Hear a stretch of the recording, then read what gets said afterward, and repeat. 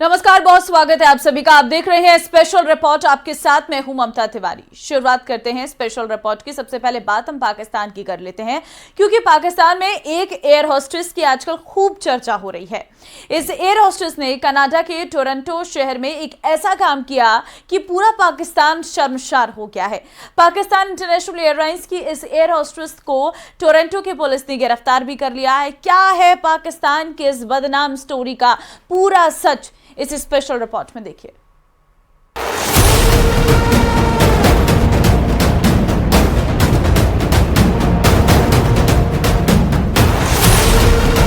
Internet पर इस पाकिस्तानी युवती की तस्वीर भले एक दो ही हो, लेकिन इसके कारनामे पाकिस्तान की गली गली में बड़े चाव से सुने सुनाए जा रहे हैं। कनाडा में इस पाकिस्तानी युवती ने जो किया है, उसने मुल्क के माथे पर कलंक का टीका टांग दिया है।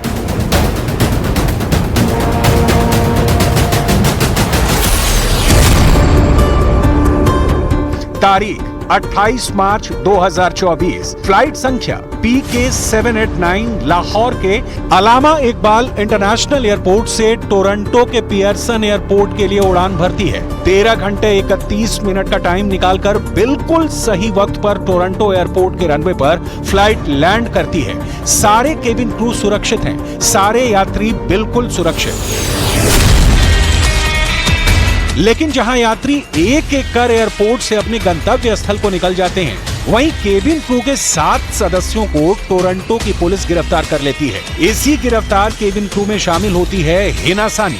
भला की खूबसूरत इस एयर होस्टेस की टोरंटो पुलिस सघन जांच करती है। बैग की तलाशी ली जाती है और जो चीजें सामने आती हैं, उससे पाकिस्तान इंटरनेशनल एयरलाइंस की नींद उड़ जाती है। कनाडा से लेकर इस्लामाबाद तक फोन घनघनाने लगते हैं। हिना सानी की खबर अंतर्राष्ट्रीय सुर्खियां बन जाती हैं। पूरा पाकिस्तान सन्न रह जाता है। पाकिस्तान की एयर होस्टेस गिरफ्तार। फर्जी पासपोर्ट के साथ पकड़ी गई हिना सानी। एक तो नहीं, हिना सानी के पास थे 7 passport. Pakistani air hostess Hina सानी जब टोरंटो एयरपोर्ट पर पहुंची तो उनके पास कई ऐसे पासपोर्ट मिले जो उसके नहीं थे। हिना सानी के साथ साथ कैबिन क्रू में दूसरे 7 सदस्य भी मौजूद थे।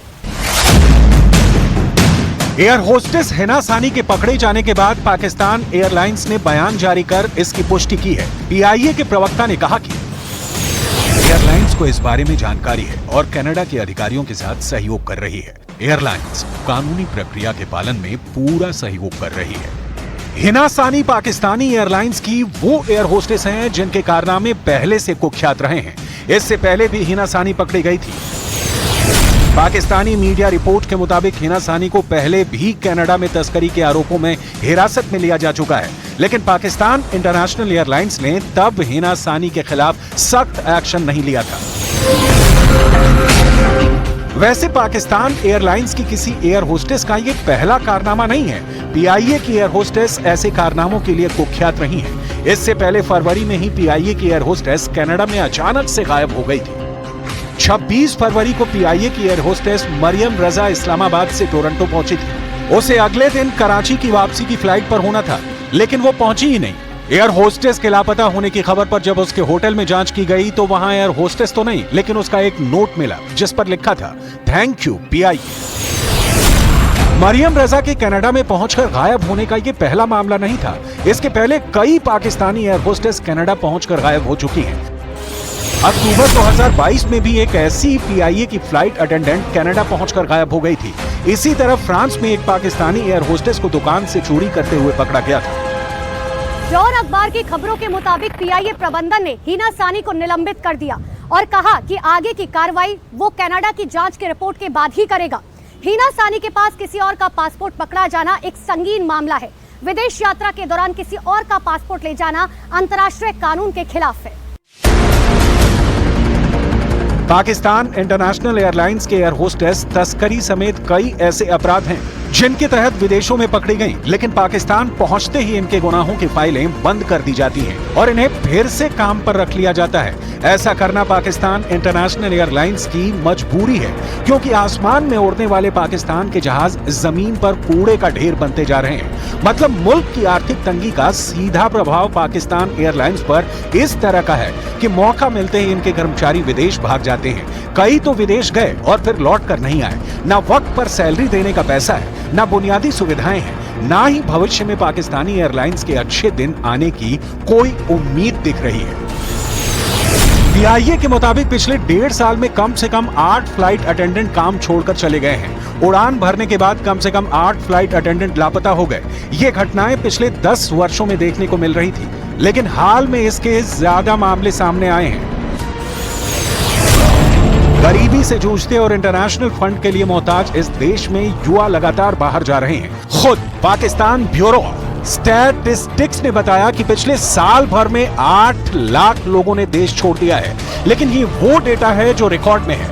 बहुत से लोग ऐसे भी हैं जो आधिकारिक तौर पर देश नहीं छोड़ते, जैसे एयरलाइंस के क्रू का गायब होना। पिछले साल 7 फ्लाइट अटेंडेंट टोरंटो में उतरने के बाद अपनी ड्यूटी पर वापस नहीं लौटे।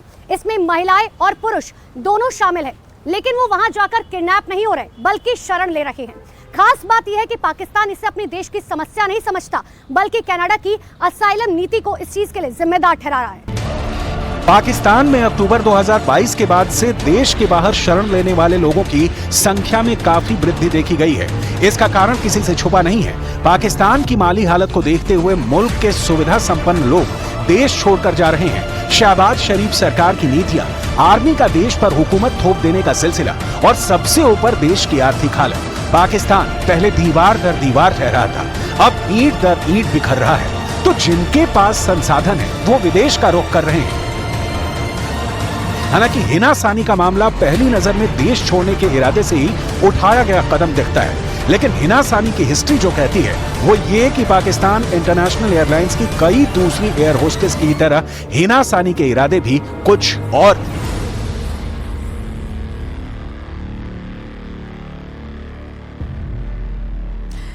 साजिश की शुरुआत मुख्तार अंसारी को लेकर सबसे बड़ी खबर सी है। मुख्तार अंसारी की मौत के बाद सबकी नजर उसके साम्राज्य पर है, यानी उसका बेतहाशा जोड़ा गया पूरा प्रॉपर्टी। मुख्तार अंसारी की संपत्ति कितने करोड़ों की है या अरबों रुपये की है, आप इसका सच जानेंगे तो आप चौंक जाएंगे। लेकिन इससे भी बड़ा सवाल है, मुख्तार की मौत के बाद उसकी संतलत को अब कौन संभालेगा? क्या मुख्तार ने कोई ऐसी वसीयत की है? देखिए।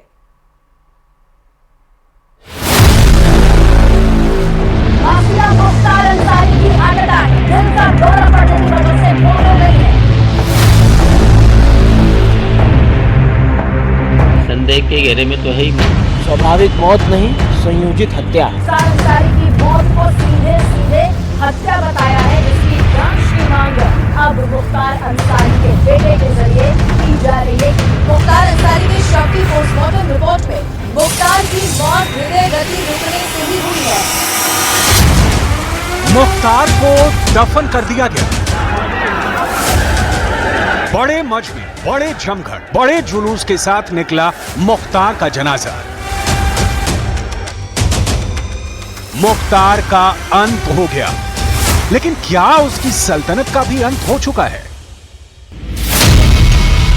अलग अलग जरियों से मिली रिपोर्ट के मुताबिक मुख्तार अंसारी के खानदान के पास करीब 15,000 करोड़ की बेनामी संपत्ति है। अगर यह सच है तो मुख्तार की इस 15,000 करोड़ की सल्तनत का आगे क्या होगा? कौन इसका मालिक होगा? कौन इतनी बड़ी जायदाद को संभालेगा? मुख्तार का बड़ा बेटा अब्बास अंसारी जेल में है। मुख्तार का छोटा बेटा उमर अंसारी आचार संहिता के उल्लंघन के मामले में जमानत पर है। मुख्तार की पत्नी अफशा पर 11 केस हैं, वो फरार है। इनके अलावा मुख्तार अंसारी के भाई सिबगतुल्ला अंसारी हैं और अफजाल अंसारी हैं। सिबगतुल्ला पूर्व विधायक हैं, जबकि अफजाल अभी गाजीपुर से सांसद हैं।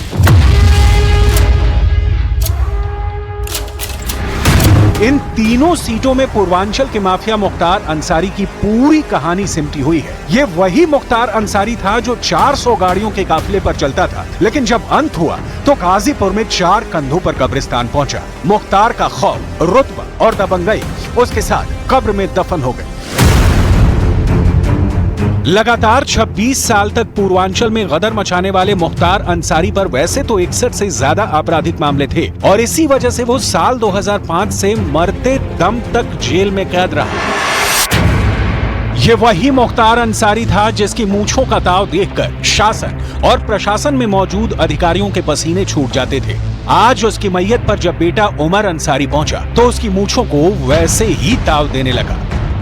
देखिए, इस परिवार से हमारे बहुत अच्छे रिश्ते थे और ये परिवार शायद आज़ादी की लड़ाई में भी इस परिवार का बहुत बड़ा योगदान था। तो देखिए, इनकी मौत संदेह के घेरे में है।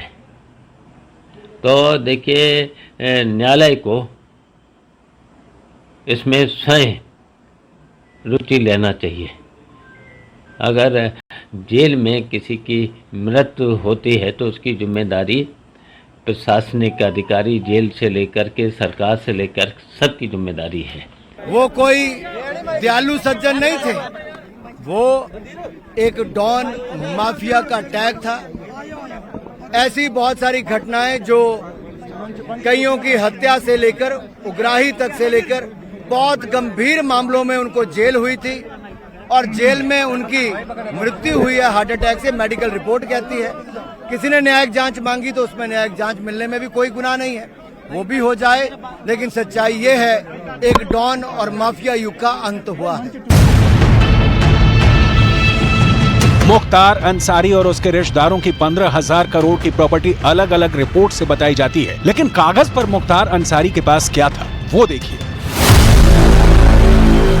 2014 में लोकसभा चुनाव के वक्त दायर हलफनामे में मुख्तार अंसारी ने 18 करोड़ की संपत्ति बताई थी। 2017 के विधानसभा चुनाव के दौरान हलफनामे में बताया कि उसके परिवार के पास 72 लाख का सोना है, 20 करोड़ की प्रॉपर्टी है और बैंक में कुल 22 करोड़ रुपए हैं। आज की तारीख में मुख्तार अंसारी के नाम सिर्फ एक बैंक अकाउंट है, उसमें 1.25 लाख रुपए की रकम जमा है। हालांकि इसके पत्नी और बच्चों के नाम पर 6 बैंक खाते हैं और उनमें 10 लाख रुपए से ज्यादा की रकम है। लेकिन दूसरा सच ये है कि मुख्तार अंसारी और उसके गैंग के सदस्यों पर अब तक 155 एफआईआर दर्ज हुई, 600 करोड़ की संपत्ति जब्त हुई, जबकि 2100 करोड़ से ज्यादा का अवैध कारोबार बंद किया जा चुका है। किसी ने कहा है कि कफन में जेब नहीं होती, इंसान अकेला आता है और अकेला ही वापस जाता है। मुख्तार भी ये जानता था। हालांकि उसकी प्रॉपर्टी बहुत से जिलों में फैली हुई है, कई बेनामी संपत्ति हैं, कई रिश्तेदारों और दूसरे लोगों के नाम पर बनाई गई हैं। किसी पर कब्जा हुआ, किसी को जबरदस्ती औने पौने दामों में खरीद लिया गया। उत्तर प्रदेश में मुख्तार की 650 करोड़ की संपत्ति जब्त हो चुकी है या फिर ध्वस्त कर दी गई है। साल 2020 में गाजीपुर में मुख्तार का गजल होटल ढहा दिया गया। यह गाजीपुर में मुख्तार के ऑफिस की तरह था। इसके बाद मऊ के गाजीपुर तिराहे पर मुख्तार की आलीशान बिल्डिंग भी गिरा दी गई। अब वहां खंडहर बचा है। 2021 में मऊ में भीटी चौराहे पर मुख्तार के खास माने जाने वाले उमेश सिंह की 3 मंजिला बिल्डिंग पर भी बुलडोजर चला। 2022 में मऊ सदर से जीते मुख्तार के बेटे अब्बास अंसारी का घर भी ढहा दिया गया। 4 साल के अंदर मुख्तार की 650 करोड़ की प्रॉपर्टी पर सरकार कार्रवाई कर चुकी है। इसमें 291 करोड़ की संपत्ति जब्त की गई, जबकि 285 करोड़ की प्रॉपर्टी पर बुलडोजर चला। बाकी प्रॉपर्टी पर अलग अलग लेवल पर कार्रवाई चल रही है। सिर्फ मऊ में ही मुख्तार की 200 करोड़ की संपत्ति पर बुलडोजर चला है। पुलिस और ईडी अब भी गाजीपुर, मऊ, वाराणसी, लखनऊ के अलावा पूर्वांचल के कई जिलों में मुख्तार की प्रॉपर्टी तलाश कर रही है।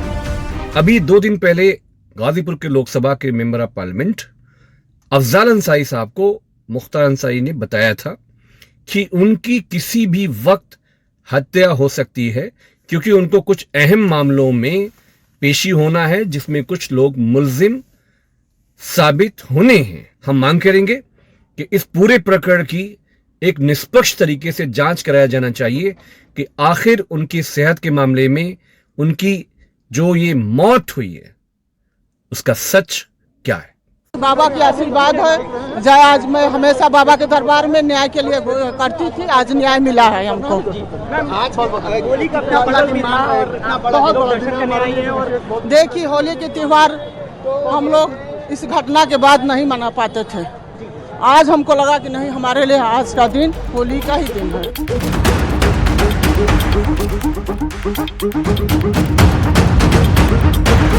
1990 के दशक में मुख्तार अंसारी जब राजनीति में आया तो उसके पास Maruti Gypsy, Tata Safari, Ford Endeavour, Pajero Sport, Audi, BMW जैसी गाड़ियों का शानदार कलेक्शन था। उसके पास एक बुलेट मोटरसाइकिल, एक एम्बेसडर कार और एक जीप भी थी। उसकी ज्यादातर गाड़ियों का नंबर 786 हुआ करता था। ऐसे में सवाल है कि बैंक खातों में कुछ लाख रुपयों का होना क्या बताता है, क्योंकि आज भी मुख्तार का परिवार महंगी महंगी गाड़ियों से चलता है। इनकी कीमत भी करोड़ों में है।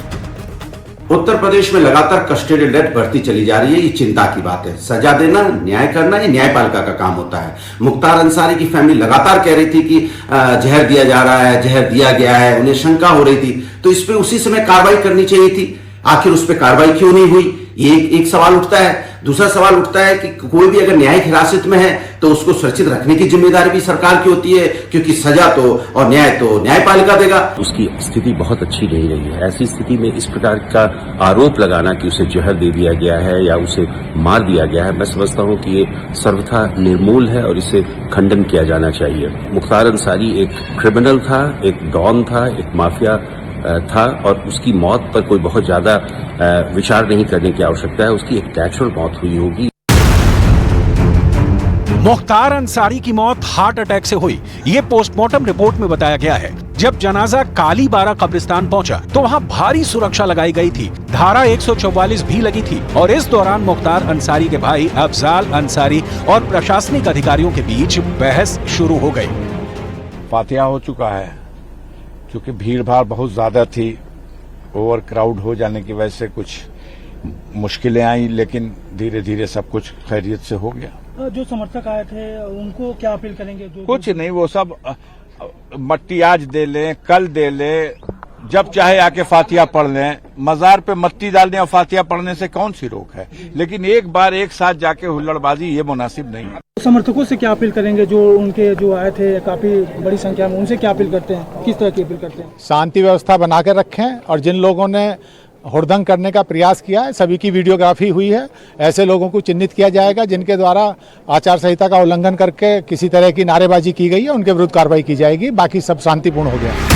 5 बार विधायक बना, 65 से ज्यादा आपराधिक मामले दर्ज हुए, जेल के अंदर रहते हुए भी जमकर पैसा कमाया और रुतबा बढ़ाया, और फिर एक केस ने उसकी जमीन कमजोर करनी शुरू कर दी। मुख्तार का ग्राफ तब गिरने लगा जब 2005 में बीजेपी विधायक कृष्णानंद राय की हत्या हुई। मुख्तार अंसारी पर हत्या का आरोप लगा। उस वक्त भी वो जेल में बंद था, लेकिन मुख्तार को इस हत्याकांड का मास्टरमाइंड माना गया और तब से ये केस जारी है। माफिया सरगना मुख्तार अंसारी का बांदा जेल में मृत्यु हो चुकी है। जैसा कि वहाँ के डॉक्टरों के पैनलों ने बताया कि मृत्यु हार्ट अटैक से हुई है, पर मेरा व्यक्तिगत तौर से ये मानना है कि आज बाबा गोरखनाथ के दरबार में भले ही देर है और अंधेर नहीं है, और इसको मैं ये भी एक तरीके से देख सकता हूँ कि इस रमजान के पावन पर्व पर, इस पावन महीने में ये अल्लाह का मैं न्याय कहूँ या भगवान का न्याय कहूँ, क्योंकि मेरे लिए दोनों एक ही है। जिस तरीके से जुडिशियल कस्टडी में, थानों के अंदर, जेलों के अंदर लोग मर रहे हैं या उनको मारा जा रहा है, उसमें उत्तर प्रदेश कहीं ना कहीं नंबर 1 श्रेणी में आ रहा है। स्पष्ट रूप से कानून व्यवस्था का मामला है, भ्रष्ट कानून व्यवस्था है। मुख्तार अंसारी ने कुछ समय पहले ही धीमा जहर देने जाने का आरोप लगाया था, उसके बाद भी प्रशासन ने कोई संज्ञान उसका नहीं लिया। इसकी उच्च स्तरीय न्यायिक जांच होनी चाहिए। कृष्णानंद राय हत्याकांड से पूरा पूर्वांचल दहल उठा था। यही वारदात मुख्तार अंसारी के लिए काल बन गई। अंजाम ये हुआ कि वो कभी भी जेल से बाहर ही नहीं आ सका। कृष्णानंद राय की हत्या सामान्य हत्या नहीं थी। कहा जाता है कि हमलावरों में से एक हनुमान पांडे ने कृष्णानंद राय की चुटिया काट ली थी।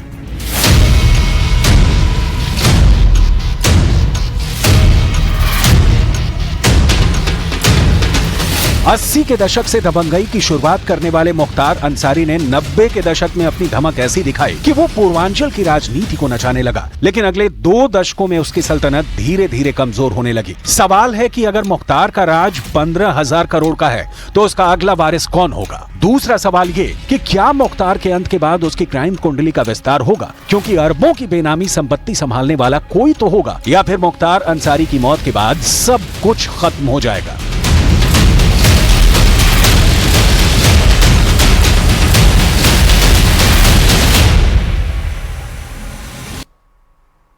और चलिए अब खबरों में आगे बढ़ते हैं। आज प्रधानमंत्री नरेंद्र मोदी मेरठ जाएंगे और वहीं से 2024 के चुनाव प्रचार की सबसे बड़ी शुरुआत करेंगे। पश्चिम उत्तर प्रदेश के इस दौरे से प्रधानमंत्री 10-20 नहीं बल्कि 28 लोकसभा सीटों को साधेंगे और इस बार सबकी नजर जाट और मुस्लिम वोट पर है। देखिए पश्चिम उत्तर प्रदेश की ग्राउंड रिपोर्ट। उत्तर प्रदेश ही नहीं, इस चुनाव में देश का सबसे बड़ा बैटल ग्राउंड बनने जा रहा है पश्चिमी उत्तर प्रदेश। दांव पर है यहाँ की 28 सीट और सबकी नजरें हैं जाट, मुसलमान और साथ में दलित वोटों पर। टक्कर बिल्कुल आमने सामने की है। मुजफ्फरनगर, बागपत से लेकर मथुरा और गाजियाबाद तक मशहूर चेहरे हैं, मुद्दे बड़े हैं। हमारी तो मांग यही है कि मजदूर आदमी को रोजगार मिले, मजदूर आदमी को रोजगार मिले और उसे परेशान ना करा जाए मजदूरी के हक में। 600 रुपए कम से कम झाड़ी होनी चाहिए, 800 रुपए मिस्त्री के होने चाहिए। भविष्य में काम मिला, रोजगार मिला, रोजगार से सारी चीजें, वरना कुछ भी नहीं है। पश्चिमी उत्तर प्रदेश में एक तरफ नरेंद्र मोदी और जयंत चौधरी है तो दूसरी तरफ अखिलेश यादव और राहुल गांधी। ये दो गठबंधन है, यानी एनडीए और इंडिया गठबंधन।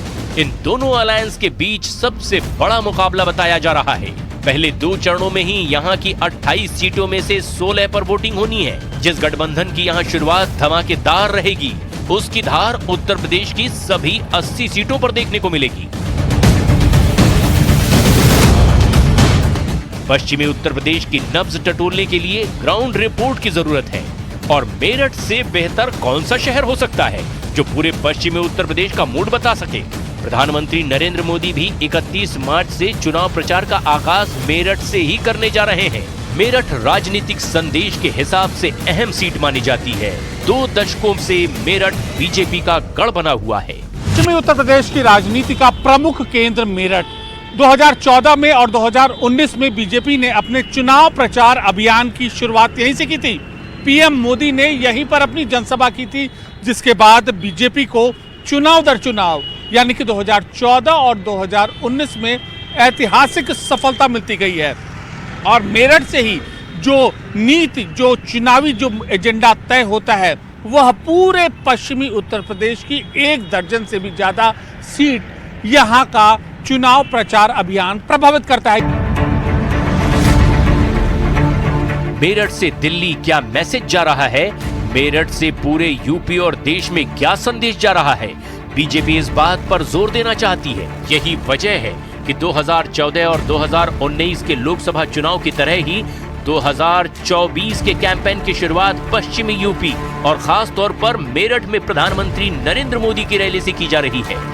हमेशा से ही गढ़ रही मेरठ सीट इस बार भी पीएम मोदी यहां पर रैली कर रहे हैं और जिसके बाद वह पश्चिमी उत्तर प्रदेश का किला जो भेदने की जो रणनीति है, जो एजेंडा है, वह अपने कार्यकर्ताओं में जोश बनेंगे और जीत का मंत्र देंगे प्रधानमंत्री। मेरठ से बीजेपी ने रामानंद सागर के सीरियल रामायण में भगवान राम का किरदार निभाने वाले अरुण गोविल को उम्मीदवार बनाया है। मेरा और कोई मकसद यहाँ नहीं है, मैं सिर्फ यहाँ सेवा करने आया हूँ क्योंकि मेरी जन्मस्थली है। मैं पढ़ा यहाँ, बड़ा मैं यहाँ पर हुआ, तो जो एक अपनी मिट्टी से जो लगाव होता है वो मेरा लगाव है यहाँ। तो मैं उस मिट्टी के लिए, यहाँ के भाई और बहनों के लिए मैं कुछ कर सका तो मैं अपने आप को बहुत सौभाग्यशाली समझूंगा। अरुण गोविल को मेरठ से टिकट मिलने का मतलब है कि मेरठ से जीत की हैट्रिक लगाने वाले राजेंद्र अग्रवाल का टिकट कट गया। ये हमेशा नेतृत्व का अपना एक उनका निर्णय होता है और मैं इस बात को मैं कहता भी हूँ और इस बात को मैं समझता भी हूँ कि हमारा जो नज़रिया है, हमारी जो दृष्टि है, वो कई बार स्थानीय स्तर की होती है, वो सीमित होती है। हम मेरठ की सोच पाते हैं, लेकिन हमारा जो प्रदेश का नेतृत्व है, केंद्र का नेतृत्व है, उसके सामने पूरा प्रदेश, पूरा देश होता है। अनेक प्रकार के समीकरण होते हैं, अनेक प्रकार की रणनीतियाँ होती हैं, तो अनेक प्रकार की अन्य बातें भी होती हैं, तो उसमें से निर्णय होते हैं। देखिए, अगर पोजीशन इतनी ठीक होती भारतीय जनता पार्टी की और इतना अच्छा होता तो कैंडिडेट बदला नहीं जाता और बाहर से कैंडिडेट नहीं लाया जाता। आप खुद अंदाज़ा लगाइए कि भारतीय जनता पार्टी जहां इतना ज़ोर शोर से प्रचार कर रही है, इतनी कंफ्यूज क्यों है कि पॉलिटिकल आदमियों की जगह जो है वो सेलिब्रिटीज़ को और धार्मिक करने वालों को, धार्मिक प्रचार करने वाले लोगों को उतारा जा रहा? क्यों आखिर इसमें इतना कन्फ्यूजन किस बात से? आपने काम नहीं करे क्या? आपको अपने काम पे भरोसा नहीं है क्या? एक सच ये भी है कि 2019 के लोकसभा चुनाव में मेरठ लोकसभा क्षेत्र में बहुत तगड़ा मुकाबला हुआ था। राजेंद्र अग्रवाल की जीत का अंतर 5000 वोट से भी कम था।